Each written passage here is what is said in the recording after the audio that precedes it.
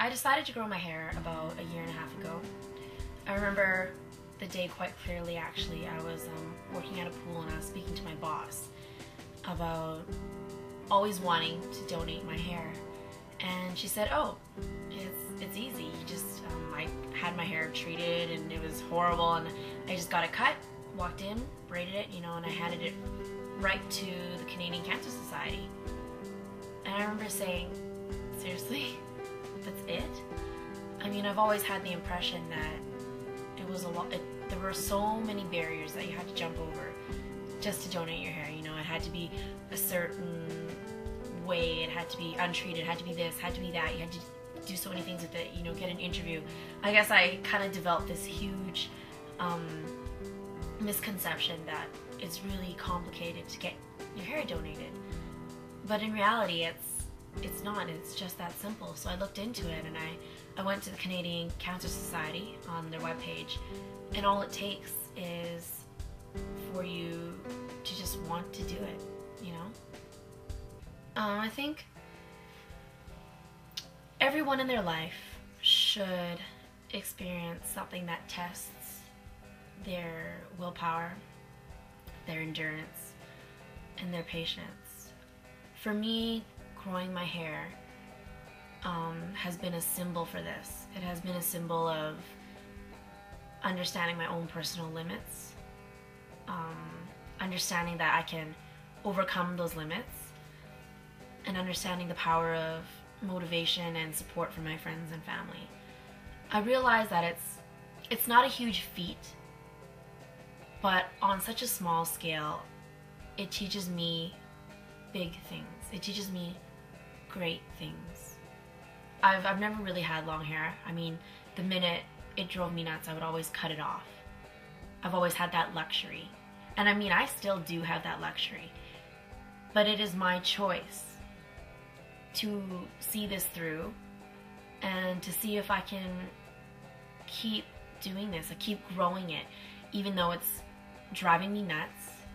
It makes me angry sometimes. It frustrates me, and yeah, it makes me sad sometimes that I want to give up. Like, there's so many emotions that come with growing my hair. And once again, I want to say that to some people it seems like, oh, such a small thing. But if you look at it if you step back and look at it from a very wide, symbolic point of view, it's a huge test of, I don't know, who you are as a person. I think everybody should experience that, and for me it was growing my hair. I believe that a positive attitude towards life and towards yourself directly affects your health. And for those people who have to suffer without the simple things that people have, I mean, the people who have acne problems, that it's not their fault, they can't help it, but they know the world is looking at them, they feel like the world is judging them, and that in turn affects how they feel about themselves.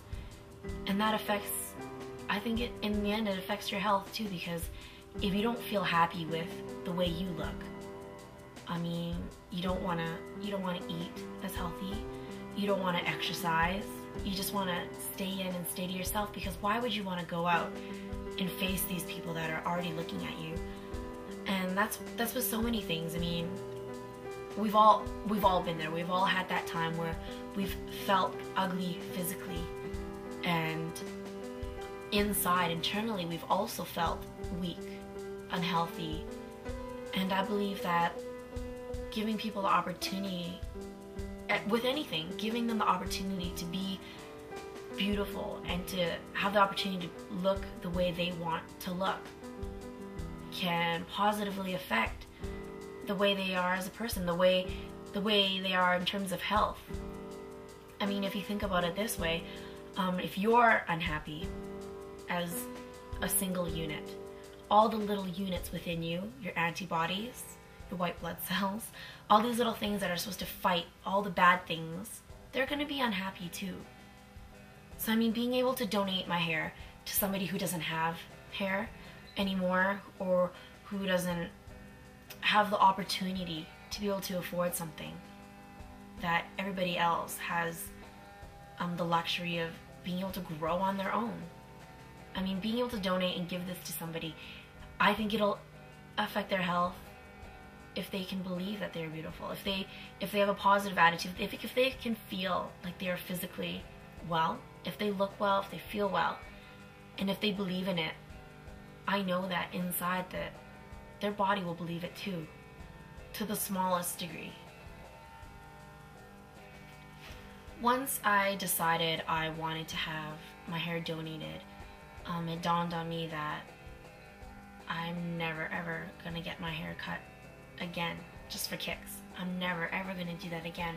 Why would I waste such a valuable resource to just be swept away into a pan and disposed of? The day that I realized that my hair could be so easily made into a wig that could be used for someone who is in need of it, not just to sell it for cosmetic reasons, right? The minute I realized that I could do this for a good cause, I thought for the rest of my life, I'm gonna donate every piece of hair that I have. I don't believe you can equate the process of growing my hair and the process of someone who's enduring a terminal illness. I don't think you can equate that. But I do believe that you can compare it on a smaller scale. If you can understand on a small scale how hard it is to endure something like growing your hair, how hard it is and how painful it can be sometimes and how frustrating it can be, then perhaps you can have a better understanding of what it might be like 10,000 times worse to have to endure something that plagues you every day, that is with you all the time, and that is slowly growing and tormenting you with everything that you do and every day. If you can understand that on a small scale and understand how frustrated it makes you and how angry it can make you, then maybe you can better empathize with something so much worse. And I mean, if I can learn that lesson for myself, I feel like I've achieved so much more. But even more so if I can pass that lesson off to others. I believe everybody should experience this.